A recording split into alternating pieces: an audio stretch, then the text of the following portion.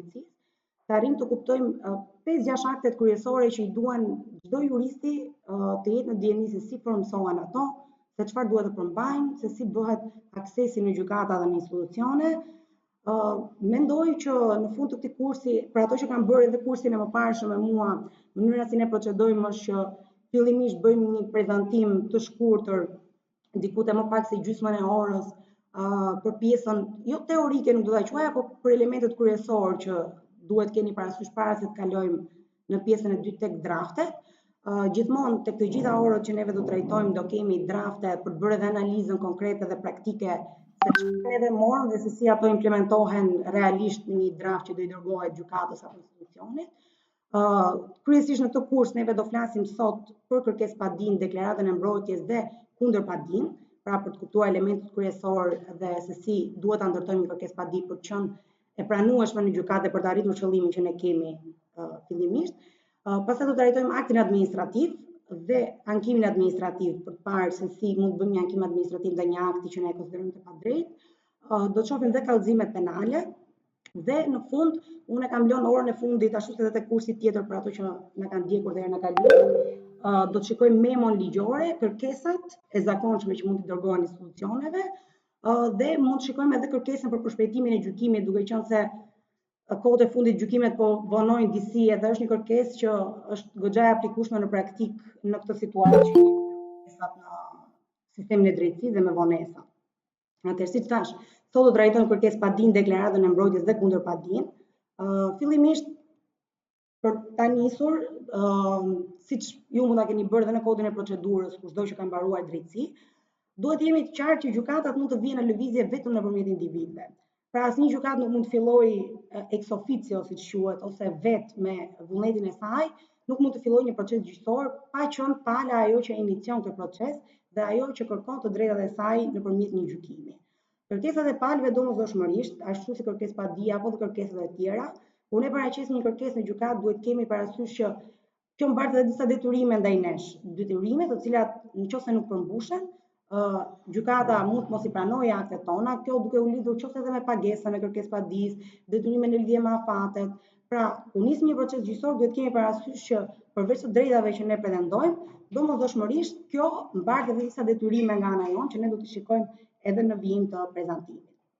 Tani, një pjesë e madhe e din dhe kanë të qartë se për çfarë neve mund të kërkojmë në gjykatë ose mund të ngremë një kërkesë padi, por e mira është që të bëjmë një rikujtim për çka neve mund të drejtohemi gjykatës. Pra, është mirë që ne të jemi të qartë në faktin që në gjykatë neve mund të drejtohemi dhe mund të ngremë një padi për të kërkuar rivendosjen e një të drejte ose një interesi të ligshëm që na është cënuar, për të vërtetuar qënjen apo ekzistencën e një marrëdhënie juridike apo një të drejte që pala pretendon se ajo e gëzon. Dhe për njohjen e vërtetësisë ose pavërtetësisë së një dokumenti. Përgjithsisht, tu kemi të bëjmë me dokumenta të cilat është e pamundur që të provohet ekzistenca e tyre në një formë tjetër. Dhe kemi edhe një proces, kjo është edhe një proces gjyqësor i posaçëm në fakt. Që ne mund të drejtohemi gjykatës dhe procesin ndjekje procedurale nga ajo një procesi të zakonshëm. Por para se të kalojmë tek kërkesë padia si një akt procedurial, tipik procedurial, është e mira që neve të arrijmë të bëjmë dallimin ndërmjet padis në kuptimin material dhe kërkesë padis ose në gjuhën e përditshme neve e përdojmë dhe padi në kuptimin procedurial.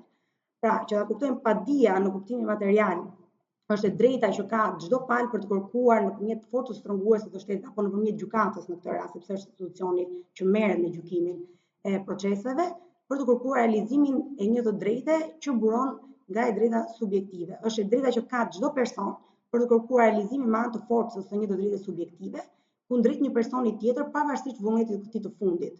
Në thelb e drejta e padis në kuptimin material është një drejtë që jepet mbartësit të së drejtës subjektive, që në rast cënimit të saj apo mohimi, i drejtohet gjykatës për ta rivendosur atë.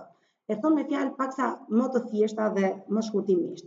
E drejta e padia në kuptimin material është e drejta që ka çdo person dhe mundësia që ka çdo person për t'u drejtuar gjykatës në rast se atij cënohet e drejta subjektive. Të drejta subjektive kemi të gjitha të drejtat që gëzon personi, pra duke folur përfshirë nga drejta e pronësisë dhe të gjitha të drejtat e tjera me radhë. Pastaj padia në kuptimin procedurial, më saktë emërtimi që i jep kodi i procedurës është kërkesë padia, është mjet juridik apo instrumenti me të cilën palët mundet që të kërkojnë realizimin e kësaj padije më lart. Pra, në një farë mënyre, kërkesë padija ose padija në konceptin procedurial është mjeti për realizimin e padisë në kuptimin material. Është mënyra se si ne i drejtojmë gjykatës dokumenti, sepse do ta shikojmë dhe më poshtë që kusht formale që jetë në fond dokumenti dhe e shkruar. Dhe siç tham, emërtimi që kodi jon i procedurës jep është kërkesë padija. Është shumë e rëndësishme që të bëhet dallimi ndërmjet këtyre të dyjave, sepse siç do shikoni në kodin civil apo edhe në ligje të tjera, kur i referohet padija, shpeshherë ka emërtimin padija, duhet të jemi në gjendje të kuptojmë se çfarë padije i referohet. Pra kemi të bëjmë me kërkesë padin, kemi të bëjmë me padin në kuptimin material. Kjo është dhe shumë e rëndësishme kur flasim pastaj për afatet e parashkrimit, sepse siç do shikoni në kodin civil, kur flasim për marrëdhënie të ndryshme juridike, thuhet që padia parashkruhet bëhet një afat i caktuar dhe duhet jemi në gjendje të kuptojmë që gjithmonë flasim për padinë në kuptimin material, nuk duhet ta ngatrojmë kurrë me padinë në kuptimin procedurial që thamë është një akt tipik procedurial që bëhet për të iniciuar procesin. Elementet thelbësor që çdo subjekt duhet të ketë parasysh në momentin që ai i drejtohet gjykatës, kur ai pretendon se është cënuar një drejt apo një interes i lishëm, nëpërmjet padisë, objektit dhe shkakut të saj, që do ta shikojmë edhe pak më vonë se ku ndryshon objekti dhe shkaku i padisë, sepse kjo është një gabim ose më saktë një misconception që ekziston rëndom në praktikë, që shkaku ligjor i padisë ngatrohet shpesh me objektin e padisë, ndërkohë që janë dy gjëra të ndryshme. Duhet kemi parasysh që në momentin që neve ngrimë një kërkesë padi, janë disa elementë që duhet të jenë domosdoshmërisht shumë lehtë të identifikueshëm për gjykatën. Një gjë, po e them paraprakisht para se të kalojmë tek pjesa e kërkesë padisë dhe elementët që ajo duhet përmbajë, është që gjykata pavarësisht kërkimeve tuaja është në gjendje, duke qenë se është një organ dhe duke qenë se gjyqtarët janë ato që e kanë edhe njohurinë për të bërë identifikimin e elementeve që ju kërkoni, sepse mendohet që për të vajtur në gjykatë nuk është e domosdoshme që ne të marrim një përfaqësues ligjor apo një avokat.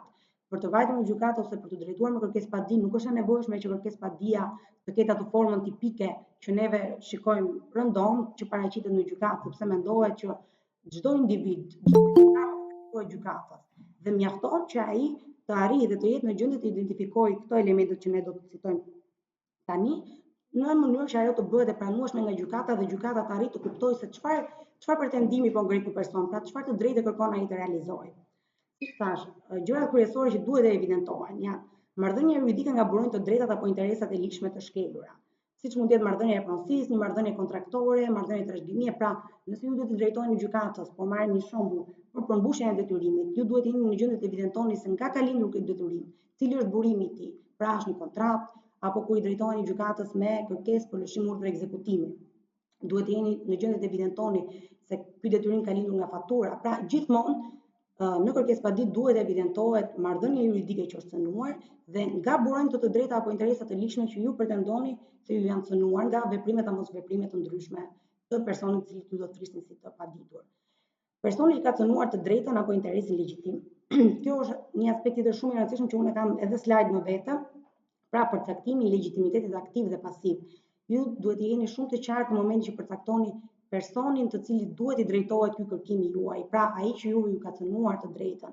Por jo vetëm kaq, duhet të jeni në gjendje të perceptoni dhe të arrini të ndërtoni shumë drejt ndërgjyqësinë dhe bashkëndërgjyqësinë, sepse këto mund të jenë shkaqe që mund ta bëjnë padinë më të meta dhe më pas të bëjnë kthimin e saj. Fakti që përbën cënimin e të drejtës apo interesit të lishëm, veprimet ose mosveprimet e të paditurit që kanë cënuar apo mohuar të drejtën apo interesin tuaj të lishëm, që do të thotë, i referohemi prapë rastet të mëparshëm që thamë për një përmbushje detyrimi. Pra, ju duhet jeni në gjendje të evidentoni sepse nuk është përmbushur ky detyrim. Pra, çfarë ka bërë apo nuk ka bërë pala tjetër që e ka bërë të cënuar të drejtën apo interesin tuaj në këtë rast. Pra, nuk e ka përmbushur detyrimin brenda afatit të caktuar, nuk e ka përmbushur në mënyrën e caktuar në kontratë. Të drejtën që synohet të realizohet, dhe kjo është pjesa më e rëndësishme në fakt. Në momentin që ju drejtoheni gjykatës, duhet jeni të qartë në kërkimin që ju keni. Duhet të listoni shumë mirë kërkimet që ju keni, sepse deri në një fazë të caktuar procedurale neve mund të shtojmë objektin e padisë apo ta ndryshojmë atë. Kështu që paraprakisht para se të ndërtohet një kërkesë padi, duhet të jetë shumë e qartë e gjithë marrëdhënia e cënuar, palët e përfshira, ajo çka ju kërkoni nga gjykata të realizojë dhe duke përmbushur të gjitha këto kritere dhe normalisht duke i vënë në formën e caktuar të ligjit, sepse do ta shikojmë që Kodi Civil parashikon një formë për kërkesë padin, atëherë kjo rrit shanset tuaja që padia juaj të jetë e pranuar. Kjo nuk do të thotë që ju mund të fitoni të drejtën tuaj dhe të pranohen të gjitha pretendimet që ju keni, por që padiet mos ju kthehet me të meta dhe që mos bëni prap procesin e plotësimit të gjithë elementeve që gjykata mund të gjejë që janë në mungesë apo që duhet të ishin trajtuar ndryshe.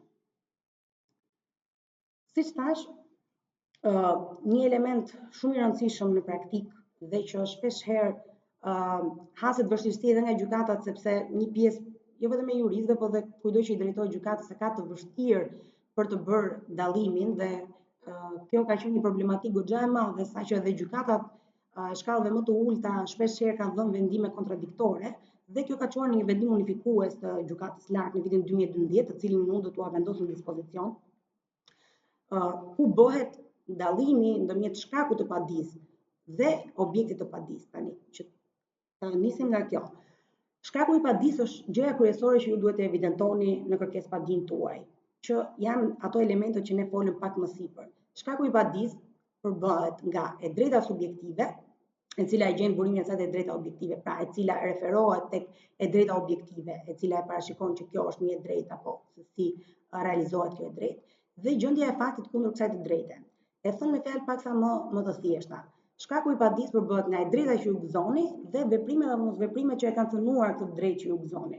Dhe kjo duhet të jetë në tërësi e gjithë kryefjala e kërkesëpadisë suaj. Këto duhet të jenë dy elementet kryesorë që kërkesëpadia juaj duhet përmbajë për të qenë e qartë, e kuptueshme dhe për të arritur qëllimin e saj në gjykatë.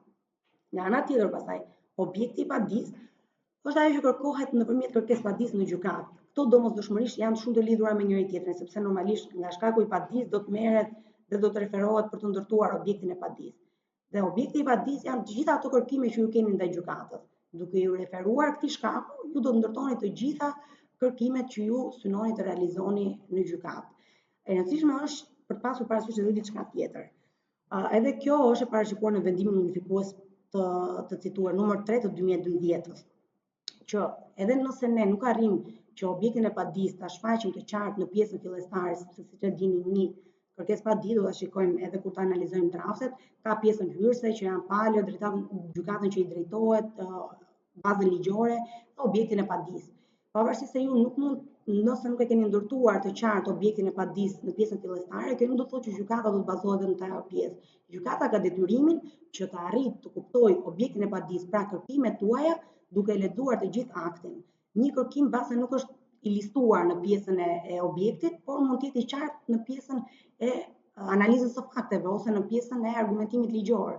Kështu që edhe ky vendim unifikues thotë që gjykata në çdo rast duhet arrijë të kuptojë objektin e padisë duke analizuar të gjithë aktin dhe jo duke u fokusuar vetëm tek pjesa e objektit që kanë parashikuar palët apo që kanë listuar palët. Një element tjetër shumë i rëndësishëm në momentin që neve dëshirojmë të drejtohemi në gjykate është përcaktimi i kompetencës. Unë në fakt tu jam dalur vetëm te kompetenca territoriale, sepse normalisht mendoj që për pjesën më të madhe është e qartë klasifikimi. Po. Për pjesën e kompetencës lëndore nuk u mora shumë që ta zgjeroj, sepse mendoj që është e qartë se cilës gjykatë mund të drejtohemi në bazë të marrëdhënies juridike të cilën ne synojmë të mbrojmë në gjykatë. Do ta shikojmë edhe pak në fakt këtë pjesën e kompetencës lëndore, do ta analizoj pak më gjerë tek pjesa e aktit administrativ, duke qenë se aty është pak më e vështirë edhe pjesa e jurisdiksionit. Në lidhje me kompetencën territoriale, e rëndësishme është para se ne të drejtohemi në gjykate të kemi parasysh se cila është gjykata që është kompetente nga ana toksore për të gjykuar kërkesëpadinë tonë. Si rregull, pra në ato raste ku nuk është e parashikuar ndryshe në kodin e procedurës, kërkesëpadia ngrihet në vendbanimin ose vendqëndrimin e të paditurit. Dhe në raste ku nuk dihen këto, në vende ku ai ka banesën e përkohshme. Se dim vendbanimi është vendi ku pala qëndron shumicën e kohës dhe kryen aktivitetet e tij të punës apo studimeve, pra vendi ku pala qëndron shumicën e kohës. Ndërsa vendqëndrimi është një vend ku ai qëndron përkohësisht për të realizuar disa interesa të tij që mund të kenë bërë me shkollimin, me mjekimin e përkohshëm dhe gjitha ato me radhë. Kur i padituri pastaj nuk ka as vendbanim, as vendqëndrim dhe as banesë të përkohshme, padia ngrihet në vendin ku ka vendbanimin paditësi. Pra kur është pamundur që të gjendet një bazë ku ky person banon, pra një vendbanim apo një vendqëndrim i tij në territorin e Shqipërisë. Kemi të bëjmë pastaj me persona juridik, gjithmonë kompetenca toksore i përket ose është e gjykatës së vendit ku personi juridik ka selin e tij, pra ku ka qendrën e tij, pavarësisht se ai mund të ketë disa deg apo zyra përfaqësimi në të gjithë territorin e Shqipërisë. Padia pastaj që lidhet me sendet e paluajtshme apo me pjesëtimin e sendeve të përbashkëta, ngrihet në gjykatë ku ndodhet sendet ose pjesa më e madhe e tyre. Padia që lidhet me trashëgimimin ose pavlefshmërimin e testamentit, pra të gjitha paditë që lidhen me të drejtën e trashëgimisë, ngrihen në gjykatën e vendit ku trashëgimënësi ka pasur vendbanimin e tij të fundit dhe kur ky nuk dihet në vendin ku ndodhet pjesa më e madhe e pasurisë së lënë trashëgimi, pra e pasurisë trashëgimore. Padia që lidhet me shkaktimin e dëmit mund të ngrihet në gjykatë ku ka vendbanimin i paditurit, po ashtu edhe në gjykatën ku është shkaktuar dëmi. Ku kemi të bëjmë dhe me dëme jashtëkontraktore, që është pak më e komplikuar për të përcaktuar kompetencën territoriale. Siç thash pak më lart, shumë e rëndësishme është përcaktimi dhe i legjitimitetit.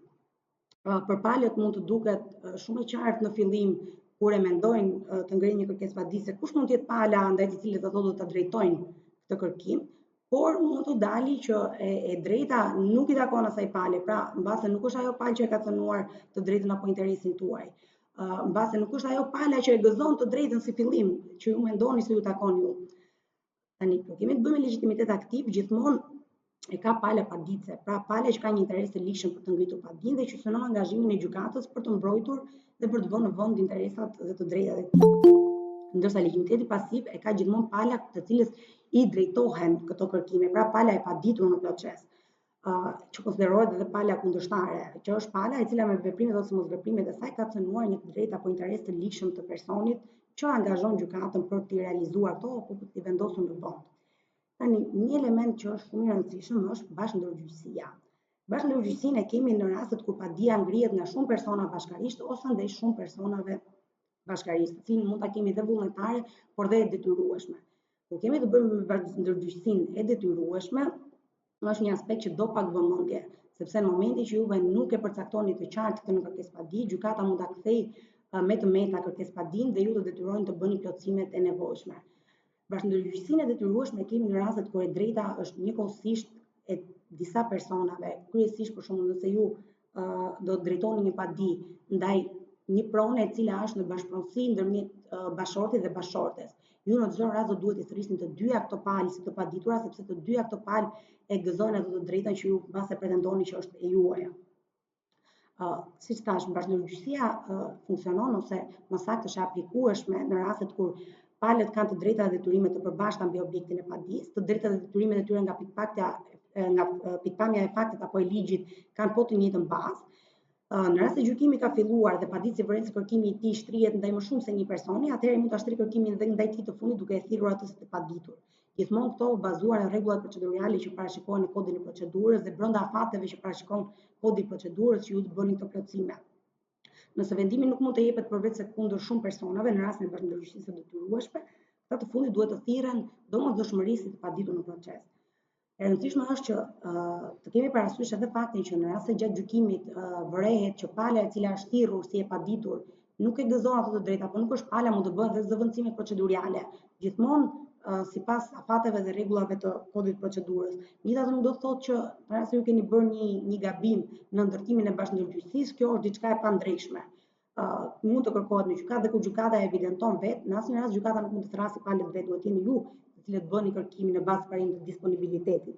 E gëzon gjithmonë palët në proces. Megjithatë janë gjëra të cilat mund të rregullohen gjatë procesit gjyqësor. Dhe në lidhje me këtë kodi i procedurës thotë që kur gjyqtari konstaton se bashkëndërgjyqësia e detyrueshme nuk është e plotë, i lët palës paditëse një afat për 20 ditësh në mënyrë që ai ta rregullojë këtë, le të themi, jo gabim, sepse kjo nuk mund të jetë gabim sepse në nisjen e procesit mund të jetë konsideruar se ashtu është marrëdhënia e ndërtuar, pra ajo është pala, por mund të dalë më vonë nga faktet e paraqitura në gjykim që i përket një pale tjetër. Dhe në rast se paditësi nuk vepron brenda këtij afati lënë nga gjykata, atëherë gjykata vendos pushimin e gjykimit. Pra kjo është një pjesë shumë e rëndësishme e cila i takon në çdo rast paditësit kur kemi të bëjmë me nisjen e procesit. Këto janë këto elementë që kanë të bëjnë me legjitimitetin e palëve, me kompetencën e palëve për të ngritur, me kompetencën e gjykatave, më falni, se ku gjykatat duhet i drejtohen. në lidhje me shkakun dhe objektin e padisë. To janë të gjitha elementë që duhet kihen parasysh para se të niset dhe të ndërtohet, le të themi, padia dhe aspekti formal i padisë ashtu siç ne e njohim dhe para se ajo të drejtohet gjykatës. Pjesa e kërkesëpadisë e aktit në vetvete nuk është diçka e vështirë për të ndërtuar sepse është thjesht është standarde dhe dihet se cilat janë elementë që parashikohen, por të gjitha gabimet ose vështirësitë në praktikë janë të kuptuarit të këtyre elementeve, pra gjykatës që duhet të drejtohet, palët që duhet thrasin në proces, kush është shkaku i padisë, të evidentohet qartë marrëdhënia juridike që është cënuar, të evidentohet qartë personi që e ka cënuar këtë marrëdhënie juridike, kush janë veprimet apo mosveprimet e palës që e kanë cënuar, cila bazë ligjore është ajo. Në lidhje me bazën ligjore, më lejoni të them diçka paraprakisht që gjykata nuk e kërkon të domosdoshme që ta paraqesi pala bazën ligjore, sepse është vetë gjykata ajo që e bën këtë proces, pra është vetë gjykata që duke kuptuar shkakun ligjor të padisë arrin të marrë parasysh se cila është baza ligjore aplikueshme. Do ta shikon që edhe kodi i procedurës kur liston elementet që duhet përmbajtur kërkesëpadia, bazën ligjore nuk e ka asnjë element të caktuar në të. Siç thamë, kërkesëpadia është një akt tipik procedurial. Kur flasim për akte tipike proceduriale, janë aktet që vetë kodi i procedurës parashikon se cila duhet të jetë përmbajtja dhe forma e tyre. Normalisht, ajo duhet të jetë në gjuhën shqipe dhe duhet të jetë e shkruar. Gjykata para të cilës duhet paraqitet kërkesëpadia duhet të jetë e parashikuar në kërkesëpadi, pra juve do ta shikojmë edhe tek draftet që unë kam sjell përgatitura se si duhet të jetë rënditja që duhet të jenë këto element. Pra duhet përmbajë gjykatën para së cilës paraqitet, duke bërë përcaktimin gjithmonë të kompetencës lëndore dhe toksore që folën pak më lart. Emrin, atësinë, mbiemrin, vendbanimin dhe veçëndrimin e paditësit dhe të paditurit dhe personave që përkatësisht i përfaqësojnë ato, sepse palët në gjykim mund të përfaqësohen nga një person tjetër apo edhe nga një avokat. Kur ka të tillë gjithmonë, nëse paditësi ose i padituri është person juridik, emërtimin e tij ashtu siç figuron në regjistrat tregtar publik, duke treguar se lind, zyrën qendrore, datën e themelimit, përfaqësuesin ligjor që kompania mund të ketë dhe gjitha këto elemente domosdoshme për të identifikuar një person juridik. Objektin e padisë, siç thamë më lart, të gjitha kërkimet që neve kemi ndaj gjykatës, ato që ne synojmë të realizojmë nëpërmjet kësaj kërkesëpadie, pra vendimi që ne duam të marrë gjykata në fund të këtij procesi, tregimin konkret të fakteve, rrethanave, dokumenteve, mjeteve të tjera provuese të së drejtës me të cilën mbështetet padia. Pra se do shikoni një pjesë shumë të rëndësishme dhe pjesa ku le të themi ku një individ i thjeshtë i drejtohet gjykatës duhet të jetë tregimi i qartë i fakteve për të evidentuar si tham shkakun e padisë dhe atë çka cënon marrëdhënien tonë juridike që ne pretendojmë të mbrojmë. Vlera e padisë në rast se objekti i saj është i vlerësuesëm, pra në rast se kemi të bëjmë me një përmbushje detyrimi kontraktor dhe cila është vlerë që neve synojmë ose e cila është e papërmbushur duke përfshirë këtu edhe kamatat që vlerësohen nga gjykata më pas. Të dhënat elektronike të kontaktit, vitet e fundit gjykatat e kanë pranuar si mjet kontakti edhe mjetet elektronike, pra emailin edhe telefonin për të marrë njoftimet në lidhje me proceset, në lidhje me seancat që do të zhvillohen. Listën e personave që kërkohet të thirren në gjykim në cilësinë e dëshmitarit, duke caktuar edhe këtu të gjithë elementët identifikues që janë emri, atësia, mbiemri, adresa e plotë dhe faktet që kërkohen të provohen ato. Provat që kërkohen të merren nga i padituri dhe të tretët, domethënë provat të cilat pala, duke qenë se nuk ka akses vetë dhe të cilat nuk mund i paraqesi vetë në gjykim, provat që kërkon të merren nga institucione të ndryshme apo nga i padituri në rast se ai do të pranojë ardhin në gjykim dhe në rast se do ta shikojmë pak më vonë se si bëhet edhe heqja dorë pastaj dhe çfarë lidhet me deklaratën e mbrojtjes që është se si akseson edhe i padituri procesin. Llojin e aktit të ekspertimin që kërkohet të kryhet gjatë gjykimit, emrin, atësinë, mbiemrin dhe emërtimet në rast se është person juridik dhe adresën e plotë të personave të tretë që kërkohen të thirren në këtë cilësi. Dhe aktin e provimit të pagesës tarifës. Përgjithsisht pagesa e tarifës ju dinë që bëhet nëpërmjet pullave postare, pra ne blejmë pullat postare në mas 15 copë, në pjesën kemi të bëjmë sidomos me paditur për mbushje detyrimit, blejmë 15 pulla postare që kanë një vlerë prej 30.000 lekë, të cilat duhet i bashkëngjiten dokumentit të kërkesëpadisë në faqen e parë apo të evidentueshme. Aktet që i bashkëngjitin kërkesëpadisë ishin të listuar edhe më lart, por aktet që duhet i bashkëngjitin domosdoshmë kërkesëpadisë përveç provave të cilat këto varen nga lloji i marrëdhënies juridike të cilën ju pretendoni të mbroni në gjykat, mund të paraqitet prokura. Në rast se kërkesëpadia paraqitet në emër të paditësit apo të përfaqësuesit të tij. Kopje e kërkesëpadisë dhe akteve provuese në numër, aq sa është edhe numri i personave të paditura, aq sa është numri i palëve në gjykim, në rast se mund të kemi të palë të tretë të thirrur. Fotokopjen e mjetit të identifikimit të paditësit apo ekstraktin e QKB-s dhe ID-n e administratorit në rast se kemi të bëjmë me person juridik. Dokumentat dhe provat që mbështesin apo vërtetojnë pretendimet e paraqitura në kërkesëpadi, këto normalisht mund të jenë nga më të ndryshmet në varësi të llojit të padisë që ne vendojmë në gjykatë. Kërkesëpadisi bashkëlidhet gjithashtu, siç thash, është e nevojshme edhe pagesa e tarifës, por këtë ka pasur edhe një vendim unifikues, në mos gabohem, ka vajtur deri në gjykatë kushtetuese në lidhje nëse mund të bëhet pagesa e tarifës një problematik për aksesin në drejtësi në rast se nuk paguhet pagesa e tarifës. Të gjitha këto akte provuese që juve duhet i bashkëngjisni kërkesëpadisë, përveç këtyre kryesore që i parashikon dhe kodi i procedurës, gjithmonë në rast se juve keni cituar një dokument të caktuar, në rast se ju keni cituar një provë të caktuar në kërkesëpadi, të gjitha këto duhet i bashkëngjiten. Pra duhet jeni shumë preciz në ngjarjet që juve citon, në dokumentat provuese që juve citoni dhe në mënyrën se këto duhet pastaj të jenë të gjitha bashkëngjitur padisë në mënyrë që gjykata të jetë në gjendje të kuptojë në rast se ekzistojnë realisht ashtu siç ju i përshkruan në kërkesëpadi. Si bëhet paraqitja e kërkesëpadisë në gjykatë? Kërkesëpadia paraqitet në gjykatë nga paditësi ose përfaqësuesi i tij me prokuror, normalisht në sekretarinë e gjykatës, këtu në Durrës, për ju që jetoni në Durrës, e dim se ku është pjesa nga mbrapa, në gjykatë ka një vend, në gjykatën e Tiranës ka një vend të veçantë, pra është një seksion i veçantë ku është vetëm për paraqitjen e kërkesëpadive. Mund të paraqitet dorëzi ose nëpërmjet shërbimit postar. Normalisht me shërbimin postar gjithmonë unë sugjeroj që të bëhet me letër rekomande në mënyrë që ju të merrni dieni se kur ka arritur në gjykatë kërkesëpadia juaj. Kërkesëpadia së bashku me materialet dhe provat bashkëlidhur duhet të printohet në aq kopje sa dhe palët dhe kjo është shumë e rëndësishme. E cituam edhe pak më lart, por gjithmonë duhet të jeni preciz në këtë pjesë sepse mund t'ju kthehet nga gjykata. Pasi padia të depozitohet në gjykatë, ajo caktohet përmes shortit një gjyqtari apo gjyqtarëve në varësi të llojit të procesit, edhe kemi të bëjmë në proceset administrative, të cilët do të bëjnë shqyrtimin e saj. Në këtë rast ky konsiderohet dhe si gjyqtari natyrali i çështjes, pra gjyqtari me cilin pasi bëhet shorti është ai që i caktohet gjykatës dhe ky është një element shumë i rëndësishëm në rastet kur ju do të keni pretendime me interesin, me konfliktin e interesit të gjyqtarit apo raste të tjera të cilët e bëjnë gjyqtarin të pamundur për ta gjykuar çështjen tuaj. Kur kërkesëpadia nuk plotson kushtet e përmendura pak më sipër, gjyqtari ja kthen palës kërkesëpadinë me tmeta dhe i caktohet një afat i caktuar brenda të cilës ai duhet i plotësojë këto tmeta. Në momentin që pala i plotson këto tmeta, gjithmonë do të konsiderohet se padia është paraqitur që në momentin e parë që ajo ka vajtur, pra që në momentin e parë sa kthente gjyqtari për të bërë plotësimet e nevojshme. Dhe deri në atë moment ajo, deri në momentin domethënë që të bëhet plotësimi i tmetave, ajo mbetet pa veprime, pra gjyqtari nuk bën asnjë veprim tjetër. Kur paditësi nuk plotson tmetat pastaj brenda afatit, padia konsiderohet se nuk është paraqitur dhe atij i kthehen të gjitha aktet, pra paditësit i kthehen të gjitha aktet. Kundër veprimit të gjyqtarit vetëm i cili e kthen kërkesëpadinë, mund të bëhet një hekim i veçantë në rast se ju konsideroni që nuk ka pasur shkak, pra në rast se ju konsideroni se padia juaj apo në rast se ju konsideroni se ju keni plotësuar tmetat që ka evidentuar gjyqtari, mund të bëhet një hekim i veçantë përgjithsisht në afatin 5 ditor.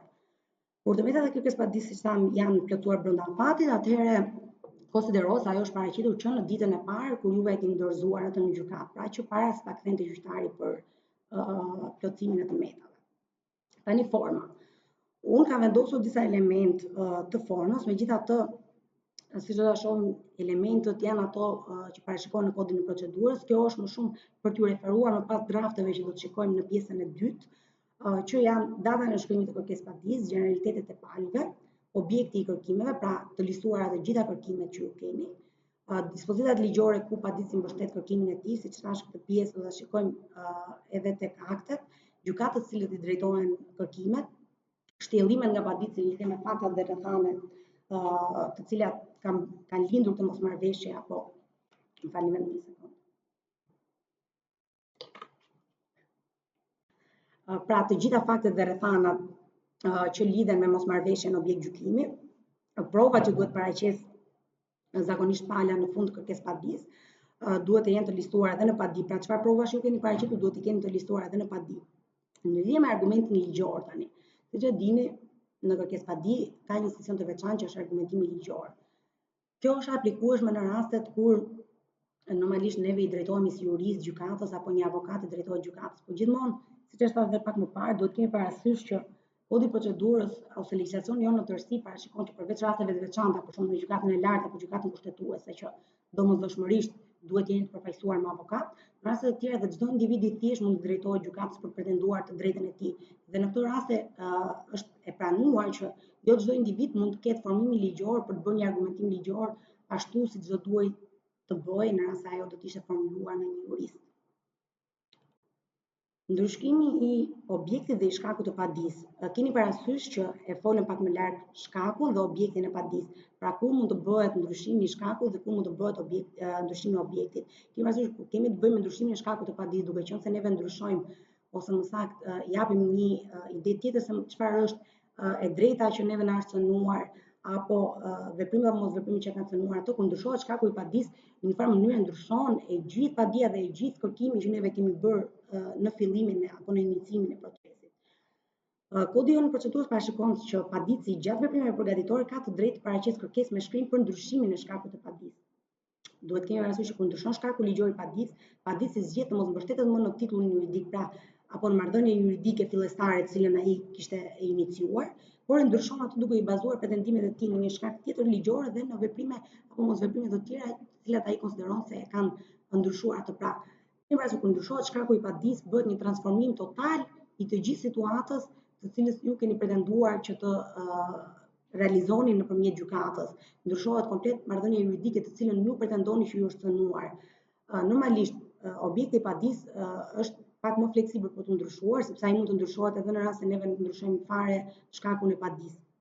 Mund ta shtojmë apo paksojmë atë. Edhe një element tjetër shumë i rëndësishëm është fakti që kërkimi i kamatvonesave nuk mund të konsiderohet si ndryshimi i objektit padisë. Ajo është një drejtë ligjore edhe mund të bëhet pa qenë e nevojshme që të ndryshohet objekti i padisë. Pra është një pretendim që ngrihet gjithmonë kur kemi të bëjmë me rastet kur aplikohen kamatvonesat ligjore. Kryesisht kur kemi të bëjmë marrëdhënie të detyrimeve.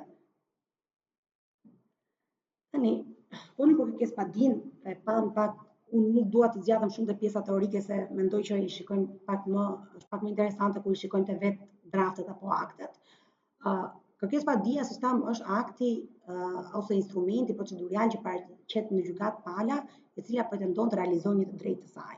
Në ana tjetër ama, kemi të paditurin, i cili dhe ai ka mjetin e tij procedurial me cilin të mbrohet. Mjeti me cilin mbrohet i paditur në gjykim është deklarata e mbrojtjes. Deklarata e mbrojtjes ashtu si edhe kërkesë padia është një akt tipik procedurial që do thotë që kodi i procedurës parashikon elementet që ajo duhet përmbajë për vlefshmërinë e saj. Kur paraqitet le të themi deklarata e mbrojtjes, gjyqtari pasi vlerëson padin, patmeta, i kërkon të paditurit që të lëshojë deklaratën e mbrojtjes brenda një afati 30 ditor ose jo më vonë se sa 30 ditë. Megjithatë, në raste të caktuara, gjykata në varësi të çështjes mund të vendosë edhe një afat më të shkurtër. Gjithmonë ligji thotë jo më vonë se sa 30 ditë, pra mund të vendosë edhe një afat më të shkurtër. Të njëjtat rregulla zbatohen edhe në rastin e paraqitjes së padisë ndërhyrësit kryesor. Ne ta shikojmë edhe pak më poshtë padinë ndërhyrësit kryesor, thjesht për ta pasur parasysh se çfarë është edhe në cilat momente mund të paraqitet. Gjykata informon të paditurin në lidhje me përmbajtjen e nevojshme të deklaratës së mbrojtjes dhe në lidhje me mundësinë për të kërkuar ndihmë ligjore, pasojë kjo gjithmonë në rastet ku kemi të bëjmë me të drejtën e palëve për të aksesuar ndihmën ligjore falas, kur ato nuk kanë mjetet e nevojshme financiare për të pajtuar një avokat apo për ta ndjekur vetë procesin kur është domosdoshëm prania e një avokati. Deklarata e mbrojtjes hartohet dhe ajo gjithashtu në gjuhën shqipe dhe duhet përmbajë gjykatën para të cilës paraqitet. Të dhënat e identifikimit, si thamë emrin, atë mbi emrin, vendbanimin e padicit dhe të paditurit, personat që i përfaqësojnë ato, nëse padici ose padituesi është person juridik, thamë të gjithë elementet që identifikojnë një person juridik, duke nisur nga NIPT-i, adresa, përfaqësuesi ligjor që ai ka, tregimi konkret të fakteve dhe rrethanave, dokumentave dhe provave të tjera, si dhe prapësimet dhe argumentet që ai ka. Do ta shikojmë konkretisht në drafte se si duhet që për çdo fakt apo për çdo provë le të themi që i padici paraqet në gjykim, në deklaratën e mbrojtjes duhet që i padituri të kundërshtojë ato dhe të paraqesë kundër argumenteve të tij apo provat të cilat tregojnë që nuk funksionon apo nuk provat e paraqitura nga padici nuk kanë atë vlerë të cilën ai pretendon dhe paraqet nga ana e tij të gjitha kundërshtimet të vërtetuara ose të provuara nëpërmjet provave dokumentare apo dhe provave të tjera që ai mund t'i listojë, apo dhe t'i kërkojë nga gjykata, ku kemi të bëjmë me akte ekspertimi. Përveç këtyre, ai duhet të bashkangjigjë në deklaratën e mbrojtjes të dhënat e kontaktit e tij, siç e thamë më parë, dhe elektronik, listën e personave që kërkojnë të thirrën në gjykim në cilësinë e dëshmitarit, duke saktuar domosdoshmërisht elementet e identifikimit të tyre, provat që kërkojnë të merren nga personat e treta ose tek paditësi, duke përcaktuar arsyet dhe vendodhjen e këtyre provave dhe arsyet pse ai mund t'i paraqesë, llojet e ekspertimit që kërkohen të kryhen në gjykim, emrin asin mbi emrin e personit juridik, ku kemi të bëjmë me person juridik që thritet në këtë cilësi, kundër padin, kjo është element shumë i rëndësishëm, kundër padia. Deri në momentin që i padituri paraqet deklaratën e mbrojtjes, pra ai do që në gjykim të mbrohet me deklaratën e mbrojtjes, ai është pala që mbrohet, pra ai është pala që kundërshton, le të themi, nuk ka pretendime të tilla për të drejtën që pretendon paditësi. Në momentin që ai ngret kundër padin, atëherë ai në procesin civil, se unë tek pjesa e prezantimit sot jam bazuar kryesisht tek pjesa e procesit civil, ai merr të njëjtën cilësi juridike me paditësin. Pra ai kthehet në paditës dhe vetë dhe pretendon ai të gjitha të drejtën. Megjithatë ka raste ku mund të ngrihet kundër padia, jo në çdo rast i paditur mund të ngrihet kundër padi, ka disa element të cilët kodi i procedurës parashikon se domosdoshëm në mënyrë që të pranohet kundër padia në gjykim. I padituri duhet të informojë gjykatën për çdo ndryshim të mërbashëm të adresës. Këto janë të gjithë elementë shumë teknik që gjeni edhe në kodin e procedurës. Duhet të njoftojnë në lidhje me ndryshimin e adresës, sepse gjithmonë kjo lidhet, pjesa e adresës gjithmonë lidhet me njoftimet. Dhe njoftimet lidhen pastaj me marrjen DNI për procesin apo marrjen pjesë të palëve në proces, që kjo pastaj në praktikën tonë një pjesë shumë e madhe e palëve, pavarësisht se mund të shkojë njoftimi, refuzojnë ta marrin atë, refuzojnë ta firmosin. Këto janë pjesë praktike që janë të pashmangshme. Për sa kohë gjykata zbaton procedurën dhe i bën njoftimet dhe pastaj edhe nëse nuk njoftohet fizikisht pala, ndjek gjithë rrugtimin që duhet ndjekin një njoftim deri tek shpallja në fund, nuk kemi pse të ngrijmë pretendime në lidhje me këtë aspekt. Prapësimet dhe provat që mund të ngrihen ose paraqiten vetëm me kërkesë të palës, nuk pranohen pas nga gjykata nëse nuk janë paraqitur bashkë me deklaratën e mbrojtjes. Gjithmonë në raste nuk dalin fakte të reja gjatë gjykimit. Pra pala nuk mund pretendojë që disa prova të cilat ai e ka ditur ose pretendimet për të cilat ai ka qenë në dieni që në momentin e dorëzimit të kërkesë padisë, të kujtohet një moment caktuar gjatë gjykimit, edhe të pretendojë që dua ta ngrej tani këtë. Gjithmonë në raste nuk kemi ndryshime faktike gjatë gjykimit, sepse gjykimi është kompleks, në momentin që pala e paditur paraqet argumentet e saj, normalisht edhe paditësi ka të drejtë që në bazë të këtyre argumenteve ose provave të reja që ai shton në gjykim të paraqesë dhe ai anën e tij, pra i gjithë kompleksiteti i procesit është vijimësi. Deklarata e mbrojtjes është instrumenti juridik me cilën pala e paditur mund të mbrohet në gjykim, por thajmë që ai mund të ngrejë edhe kundër padin. Ngrit kundër padia, palët marrin një emërtim tjetër, le të themi procedurial, i padituri kundër paditës dhe paditësi kundër paditur. I paditur ka të drejtë të ngrejë kërkesë padi kur kërkimi i padisë ka lidhje i kërkesë padisë, i kundër padisë ka lidhje me atë të kërkesë padisë, ose kur midis tyre mund të bëhet një kompensim. Pra këto janë dy rastet ku mund të ngrihet një gjykim kundër padia. Pra ku ka lidhje të ngushtë ndërmjet kërkimeve që kanë ngritur paditësi dhe kundërmjet tyre kërkimit që mund të bëhet në kërkesë padi dhe kërkimit që mund të bëhet në kundër padi mund të bëhet një kompensim. Kundër padia mund të paraqitet derisa nuk është nxjerr urdhri për caktimin e seancës gjyqësore. Kur të metat e kundër padia ndjek të njëjtin fat procedurial ashtu si dhe padia. Pra të gjitha ato rregulla proceduriale që aplikohen për kërkesë padin aplikohen edhe për kundër padin. Pra plotësimi të metave bën që gjykata të kthejë kundër padin, përmban të njëjtët element në vetvete, domethënë dhe nga ana formale, anti do ta shikoni, nuk e mbaj mend se kam sill një draft kundër padie, do ta shikoni që pak a shumë janë të njëjtët element, pavarësisht se përmbajtja pastaj është në varësi të llojit të çështjes. Në rastin e paraqitjes kundër padisë, siç thash, cilësimet procedurale të palëve janë padituri kundër paditës dhe paditësi kundër paditur. Një tjetër padi që mund të ngrihet në një proces, flasim këto të gjitha në një proces gjyqësor. Pra nga momenti kemi paraqitjen e kërkesë padisë nga pala paditëse, kemi paraqitjen e deklaratës së mbrojtjes nga i padituri apo paraqitjen e kundër padisë nga ana e tij, ku kemi ato dy raste, pra ku mund të bëhet kompensim ndërmjet tyre kur ekziston një lidhje e ngushtë ndërmjet objekteve të dyjave, kemi edhe padinë e personit të tretë ndërhyrës kryesor.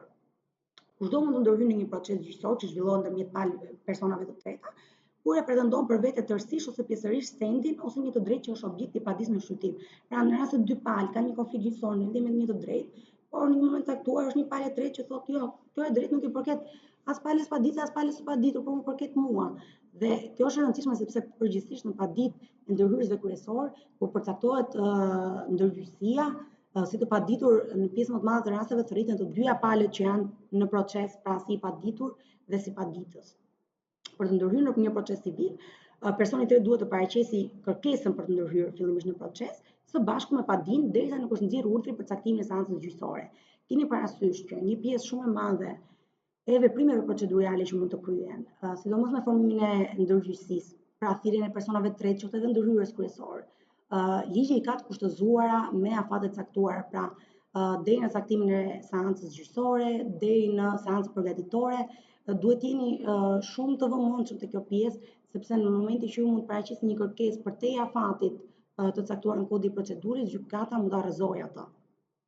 Duke përmbushur kërkesat normalisht 154-156 që lidhen me përmbajtjen e kërkesë padisë, sepse edhe kërkesë padia e ndërhyrësit kryesor përmban të njëjtat elementë që parashikon kodi i procedurës dhe që ne i pam pak më sipër. Kërkesë padia që paraqitet nga personi i tretë ndërhyrës kryesor ka të njëjtën formë dhe përmbajtje. Unë do ta shikoj në fakt nëse ju kam sjell një draft, nuk është se ka ndonjë ndryshim, është e njëjta gjë, por që do doja që ta kisha sjell një draft që edhe ta keni. Për ato që kemi bërë edhe kursin e kaluar, kursi i kaluar që në lidhje me marrëdhëniet e punës, ekzekutimin e detyrimeve, e din që në fund të çdo seance, përveç materialit të regjistruar, do të merrni edhe të gjitha draftet që unë ju kam sjell sot, që janë të përshtatura në mënyrë të tillë që ju të mund të bëni plotësimet sipas rastit konkret që ju do të keni për të paraqitur në gjykatë apo edhe akteve të tjera që unë kam sjell. Tani, në momentin pa ju futur gjithë pjesës së procesit dhe çfarë përmban procesi, sepse i bie të bënim edhe një herë kodin e procedurës së bashku edhe për ato pikërisht.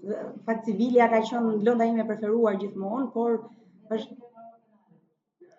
civilja është për mua një pjesë shumë e veçantë e drejtësisë, sepse është diçka që mund ta prekin të gjithë. Në rast se penalen një pjesë të madhe të njerëzve urojmë mos e kemi fatin të na duhet të merreti, por civilja është e tillë që duke qenë se lidhet me marrëdhënie ndërmjet privatëve, një pjesë shumë e madhe e njerëzve do duhet ta kenë një referencë domosdoshmë lidhje me një kontratë, lidhje me një marrëdhënie detyrimi. Pa u futur gjithë procesi, siç thash, duhet kemi parasysh që edhe në rast se ne kemi paraqitur një kërkesë paditëse, çfarë ndodh në rast se në një moment caktuar ne nuk duam pra më ta vazhdojmë këtë proces. Në rast se mendojmë që duam të heqim dorë për shkaqe nga më të ndryshme që këto janë pastaj në dorën e paditësit. Deri kur është afati që mund të hiqet dorë nga gjykimi? Kur flasim për heqje dorë nga gjykimi, flasim gjithmonë brenda shkallës parë. Pse? Sepse vetëm shkalla e parë iniciohet nëpërmjet kërkesë padisë. Që neve të investojmë gjykatën e apelit, kemi një tjetër procedural që është ankimi pastaj.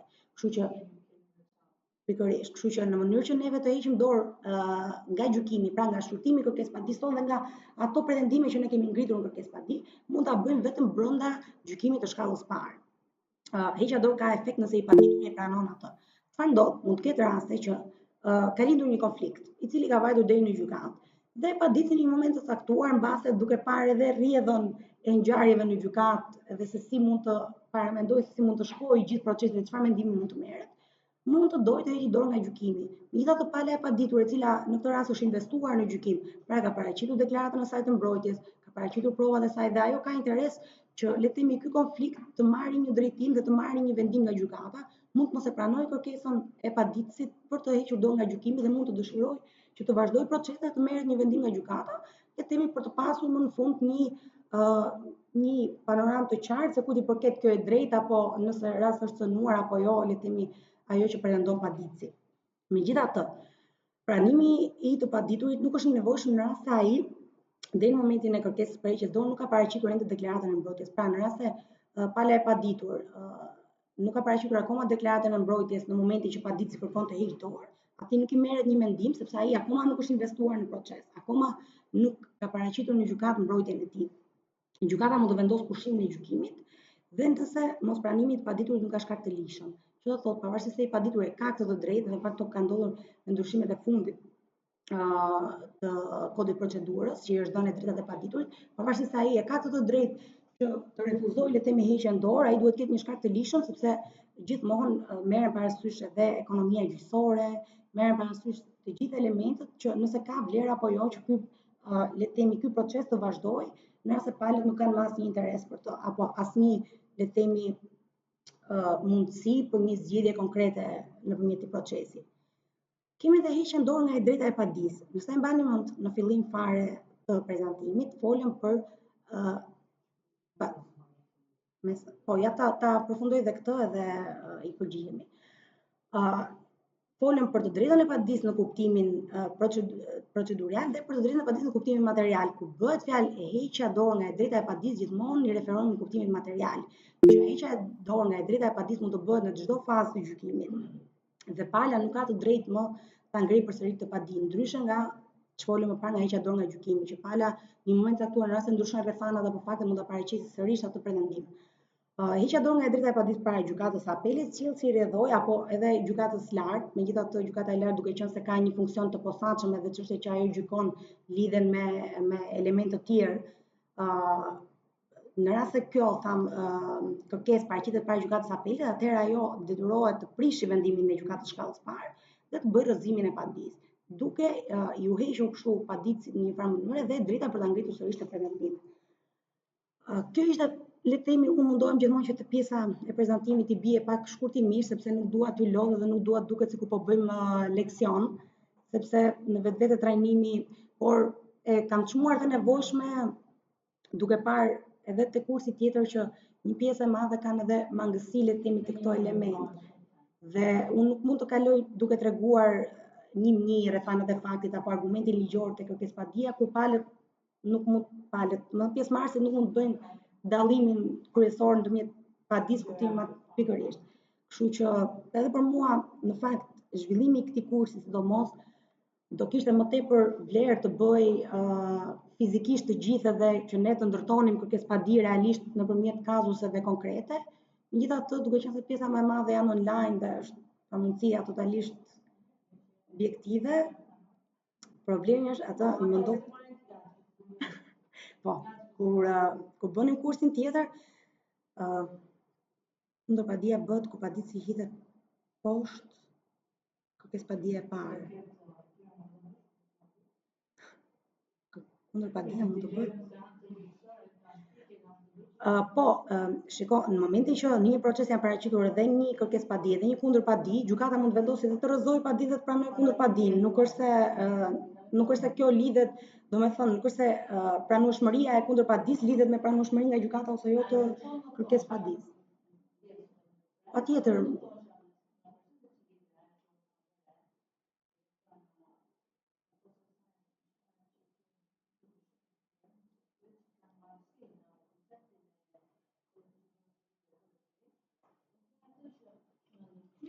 Kurs i drejtohet juristëve.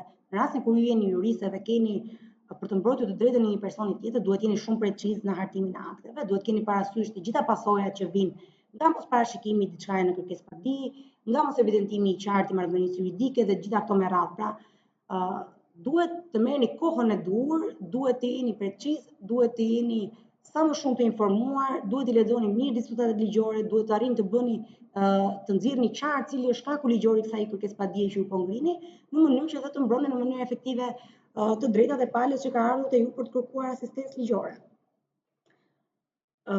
Se më iku. Okej. Formati që unë ju kam sjell nuk është kazus real, përgjithsisht përmban vetëm pjesën se si duhet plotësohet nga ana juaj.